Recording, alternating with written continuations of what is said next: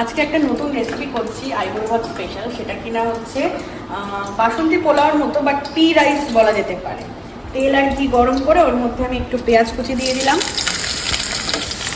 পেঁয়াজটা হালকা একটু ভাজবো। পি রাইস যেহেতু মটরশুঁটি তো দিতেই হবে, মটরশুঁটি খুব ইজি এটা বানানো। একটু বাদাম, একটু কিশমিশ দিয়ে এবারে এখানের মধ্যে পরিমাণ মতো লবণ আর মিষ্টিটা দিতে হবে।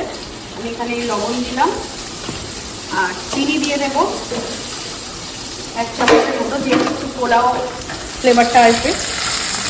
হালকা একটু ভাজবো। আর মজার ব্যাপার যেটা, দেখো আমি হলুদ ভাত বানিয়ে রেখেছি, ঠিক আছে?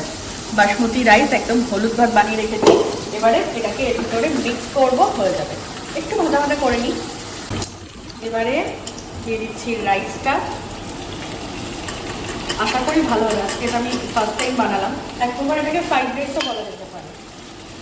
দেখাও এখন দিয়ে কতটা সুন্দর কালারফুল লাগছে, হলুদ আর সবুজের মেলবন্ধন।